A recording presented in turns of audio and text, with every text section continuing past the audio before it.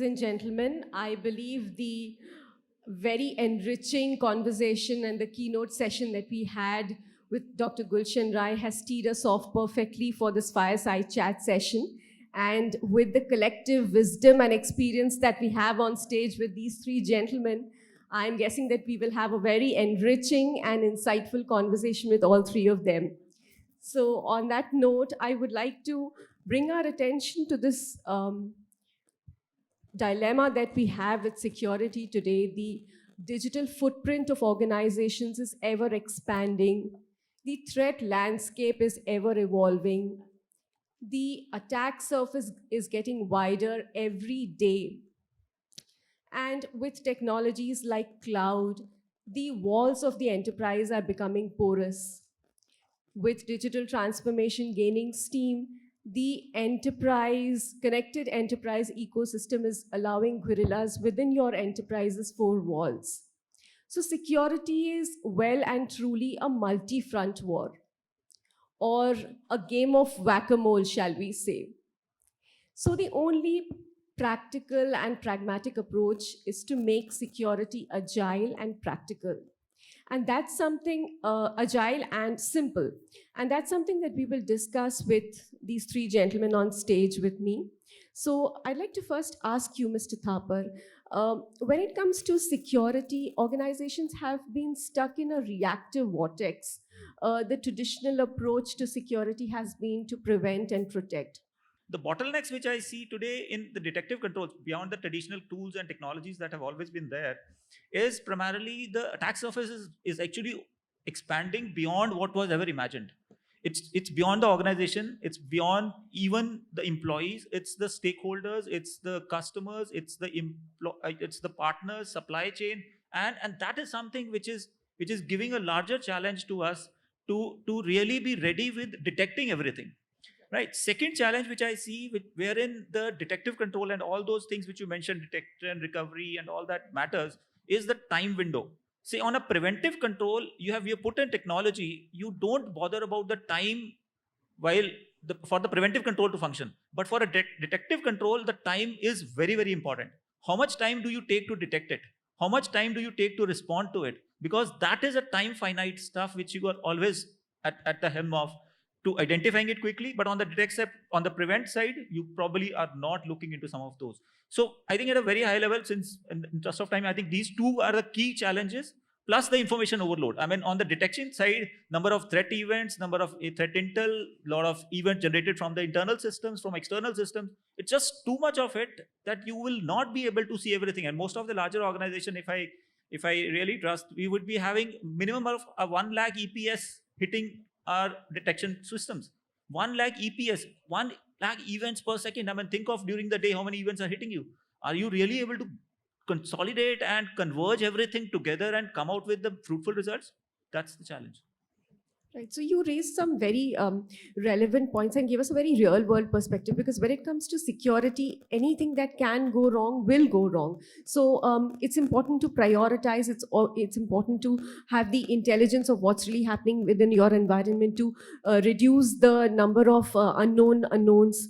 And also you raised some very valid points, which I'd like to take to Dr. Dube also. But first, I want to understand from you at a high level, organizations like Reliance Industries and Axis Bank are very lucrative targets for cyber criminals. But now they are also very legitimate targets for the criminal groups and nation-state actors. So how do you then try to deal with the attacks of such nature and scope? Very good question, but very difficult for me to say clearly that how do I defend my attacks, because that is something which I would like to keep secrets to myself. But the fact that there are challenges, definitely there are challenges. So what Rajesh was saying, two, three things what he said, but the most important thing what he said is the time. So time becoming extremely challenging for all security professionals. So he said something about 1 lakh EPS.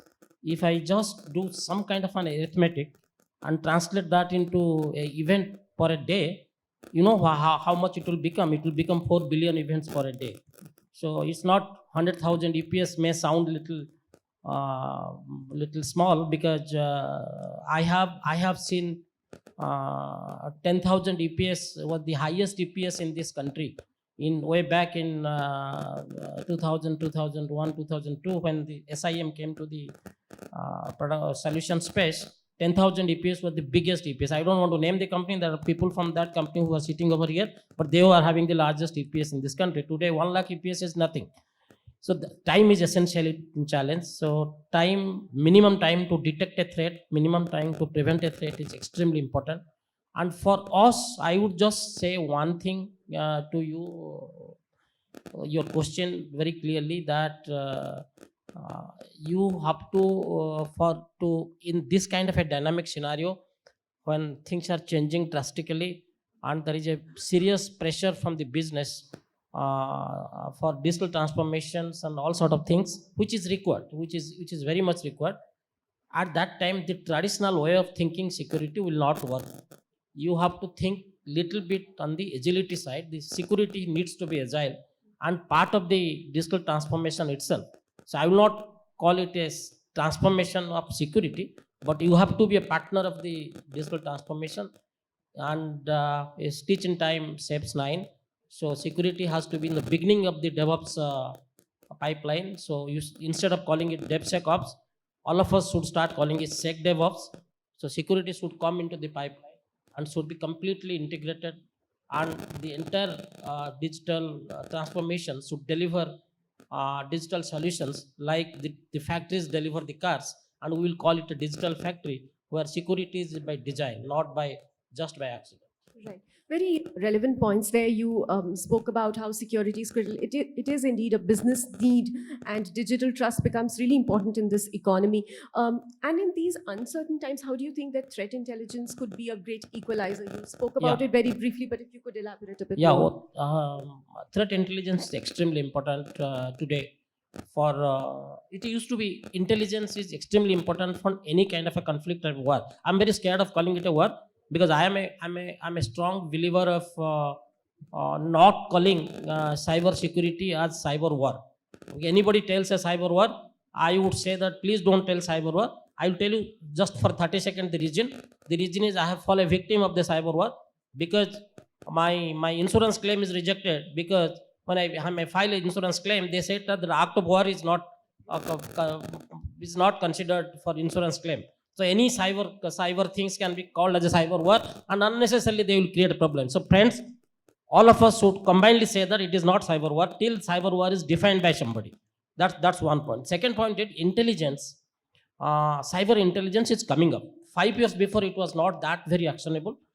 Today, cyber intelligence is extremely important. I must say you that as a company like us, we leverage heavily on the intelligence, and we have pretty good cyber intelligence providers.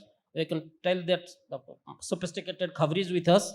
They give us a lot of informations on what is happening in the cyberspace, and that really helps us in proactive threat hunting, and that really helps us in making sure that even if you fall flat, we don't fail to get it.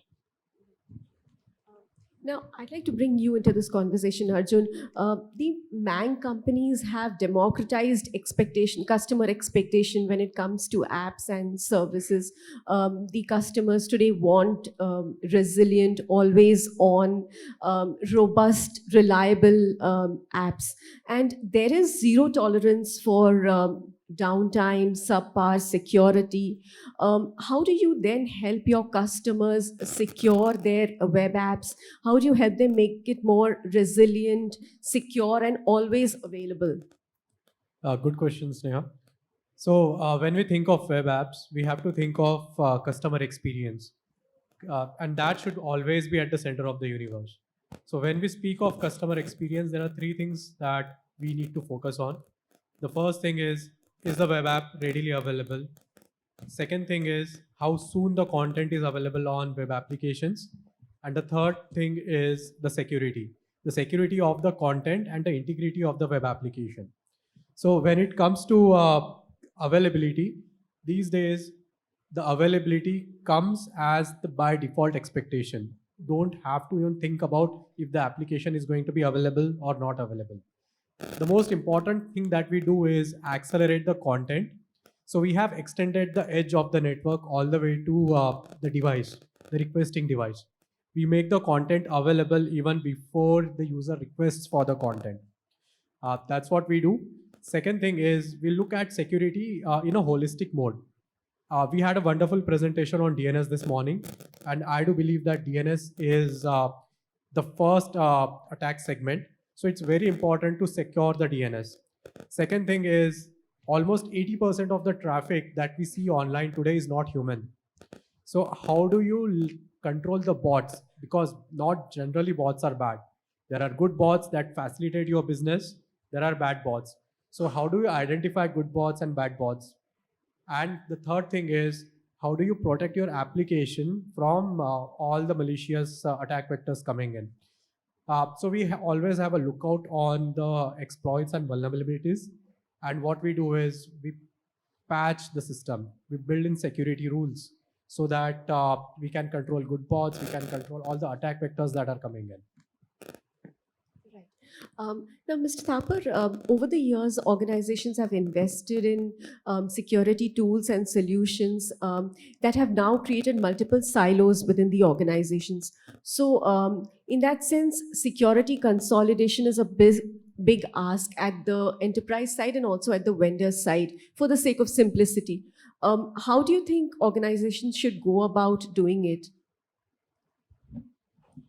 I go with that theme of consolidation. I mean, I see, since being there in this security industry for almost 20 plus years now, I have seen it evolve from buy a tool for mitigating something, either an incident happening within the organization or happening elsewhere, and probably one tool bought here, one tool bought there, and over the period of time, we have bought so many tools. Some of them talk to each other, some of them don't even talk to each other. So we have evolved a pointed security rather than integrated security over the years. So consolidation is important. Now, how do we do it? First, we have to understand what is the driver for that security. Is it cost? Is it efficiency? Is it security? Or what is the reason? Prepare that first for your organization, and that there you also need to consider what is the risk appetite that you want to live with. Having prepared that, come up with a strategy and get a blessings of the board. Because once you consolidate this, you may consolidate vendors, which is sometimes easier, to be honest.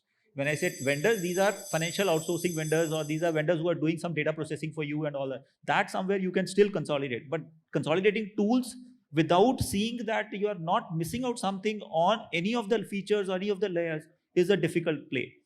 Other thing which many of the OEMs and the product vendors are actually talking through is creating an orchestration layer, creating the automation layer, wherein while you may not be able to remove one set of products and buy one consolidated product, but you have an interplay of products wherein you can see at one place all that things.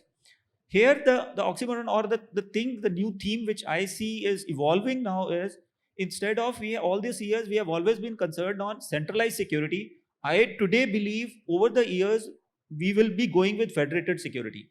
Because centralized security will become too big a problem for the centralized team to have a view of everything, especially for larger organizations where the attack surface is everywhere.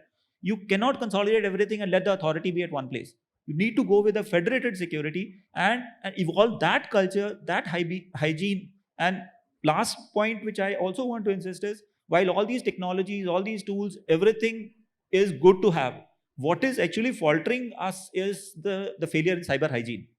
We are missing out something which we would see as a very, very trivial thing. That's the first initial vector that is causing us harm. Absolutely. Yeah, that's how I see it. Right. Some very valid and pragmatic points there when you spoke about the federated model and also the cyber hygiene when it comes to, training the users, patching and basic things like that. That's very relevant. And I want to pick a thread from what you spoke in your previous response about, there are a lot of other people who could become the possible threat vectors for organizations, and take it to Mr. Dube. Mr. Dube, Bruce Nair, the security guru, also said that amateurs attack systems, but the professionals attack people. And that's the way the cyber criminals have been perpetrating cyber attacks these days.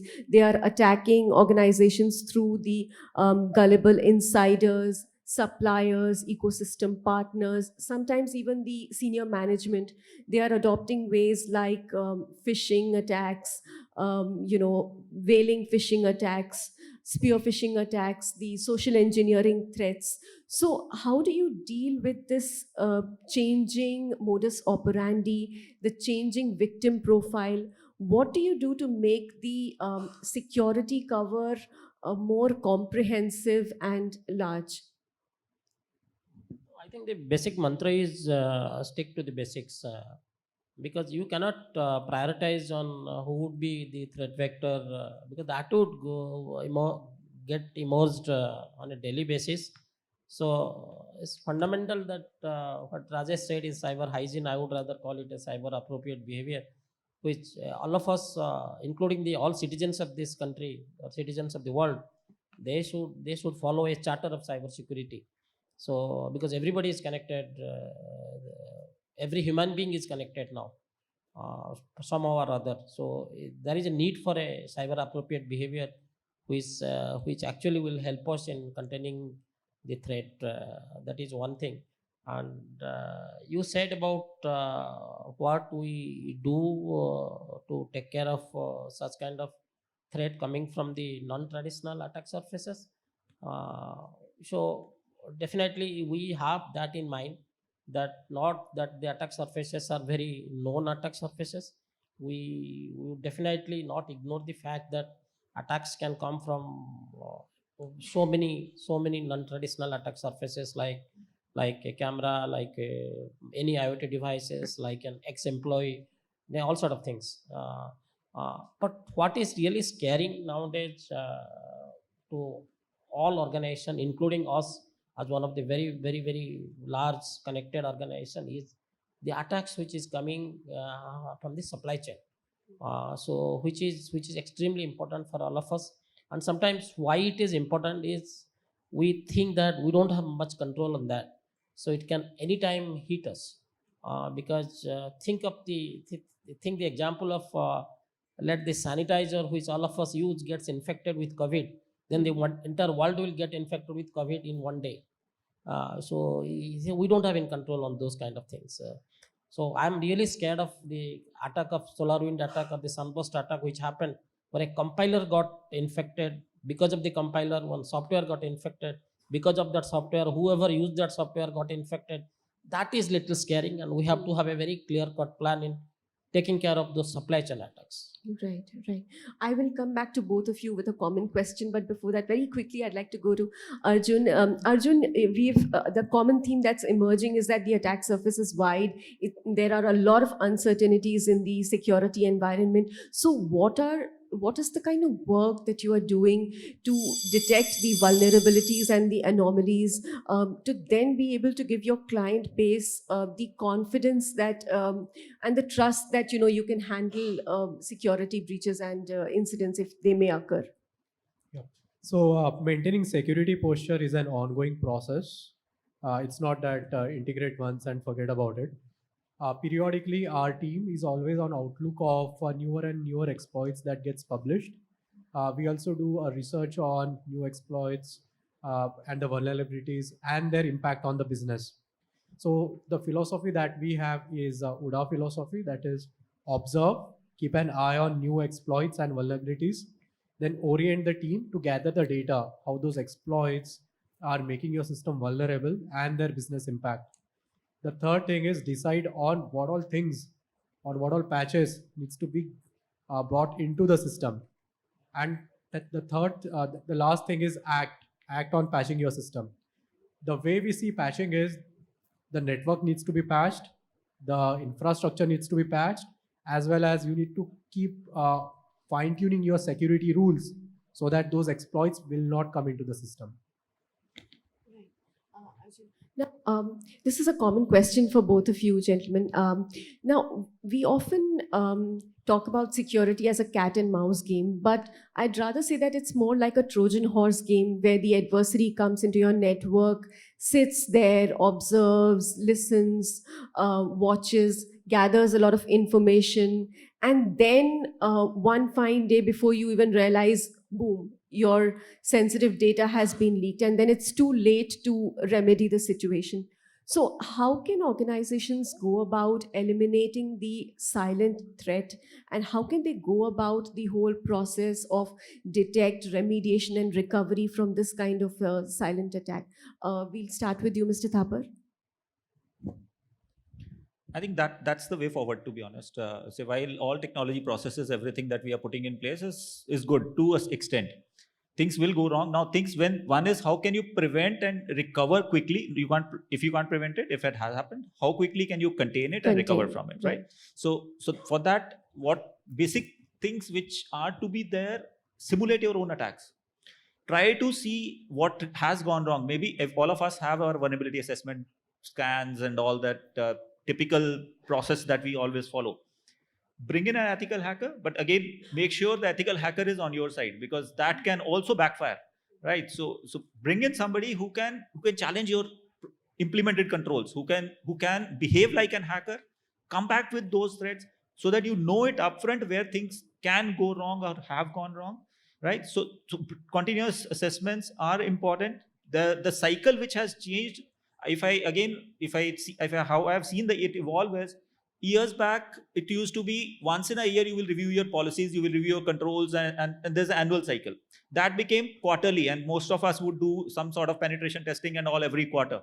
But today we are in a world that we do continuous assessments. We want to know right now, maybe a change happened yesterday, has totally exposed your environment today. So how do you move Constant monitoring. yeah, how do you know, so that I come to know upfront? Second phase of, other than simulation of these attacks and all, is threat hunting. How can you involve not your passive sim monitoring? How do you have a threat monitoring environment in place which can give you what the hunts are, which typically maybe a low and slow attack, maybe typically somebody in and just catching from what Dube sir was saying, some entities which were trusted years ago are no longer trusted, which may be suppliers, which may be our employees. So these threat hunters will also need to come up with some of those insights which your typical tools or typical processes will not have a look at. So I think these are few things which should get added in all what we deliver to the organization, so that we know upfront and we can contain our overall exposure. Right, some great action points there.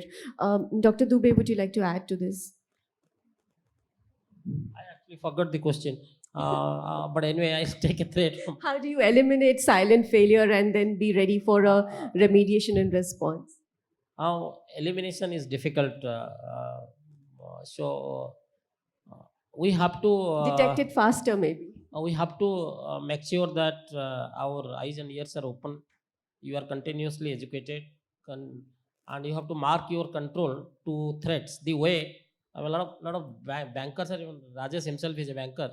So like in bank, there is a, you guys are making balance sheet, you know one term which is very much used in the balance sheet, which is mark to the market.